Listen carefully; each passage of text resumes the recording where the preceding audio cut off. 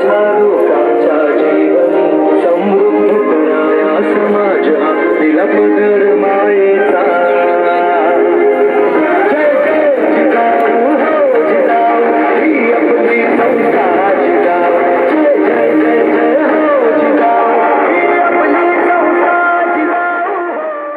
एक भारी जनसैलाब, एक लोगों का साथ, लोगों का हजूम अब अपक्ष उम्मीदवार बोईसर विधानसभा के नरेश धोड़ी के साथ जुड़ चुका है। नरेश धोड़ी पहली बार जो संस्था से खड़े हुए हैं, जो संस्था पहले समाज सेवा करती थी, अब राजनीति में उतर आई है। जब इस बारे में पूछताछ की अध्यक्ष से इस संस्था के और जो उम्मीदवार है नरेश धोड़ी, उनसे पूछा कि भैया राजनीति में आने का कारण क्या था, तो उन्होंने बताया कि समाज सेवा में कुछ चीजें उतने हद तक लोगों के लिए नहीं हो पा रही है, इसलिए अब राजकारण में उतरना पड़ रहा है।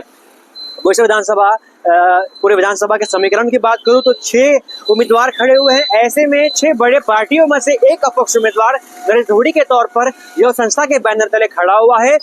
अब जो बाकी पक्ष है वो नरेश धोड़ी खड़े होने से क्या उनके वोट बैंक पर असर हो पाता है, यह पहला सवाल है। दूसरा सवाल ये है कि जो जिजाऊ संस्था में लोग जुड़े हुए हैं समाज सेवा के नाम पर, पिछले 2 साल से जो संस्था काम कर रही है, क्या वो संस्था के लोग एक अच्छे वोट बैंक में तब्दील हो पाएंगे और क्या एक अच्छी बढ़त, एक अच्छी लीड नरेश धोड़ी को मिल पाती है, ये दूसरा सवाल है। अब ऐसे में जो पूरे समीकरण बन रहा है चुनाव का, उसमें किस तरीके से जो लोगों का साथ मिलता है, किस तरीके से, किस आधार पर, इस मुद्दों पर बोईसर विधानसभा के जो वोटर्स है वो वोट डालते हैं। क्या हर बार की तरह बहुजन विकास आघाड़ी ही बाकी पक्षों की लड़ाई में आगे निकल आती है, या अपक्ष उम्मीदवार नरेश धोड़ी समाज सेवा के नाम पर वोट ले लेते हैं, या कुछ और समीकरण होता है?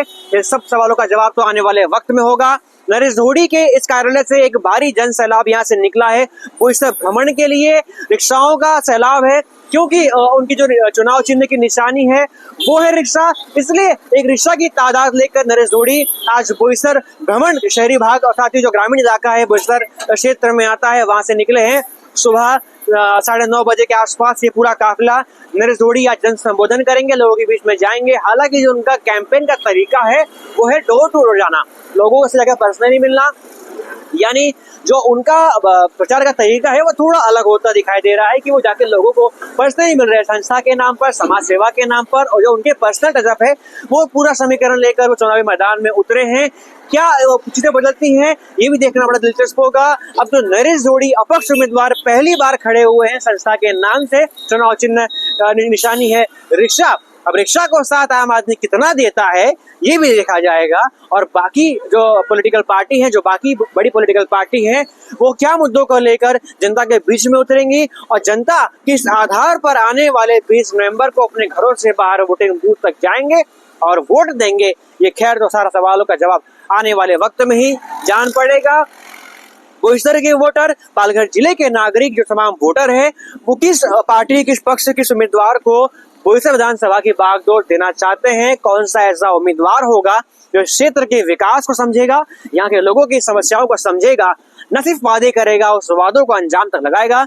इन सभी चीजों को समझकर वोट देने की जरूरत है। आने वाली 20 नवंबर को घर से बाहर जरूर निकले, और किस पार्टी, किस पक्ष को देंगे उसमें आप वोट देने से पहले जरूर सोचिए कि क्या जो नेता होगा, जो उम्मीदवार होगा, जो विधायक होगा, क्या जनता के लिए काम करेगा। खैर आने वाले वक्त में इन सवालों का जवाब तो मिल जाएगा। क्या या फिर राय कमेंट बॉक्स में लिख के बताइए और देखते रहिए न्यूज़फुल।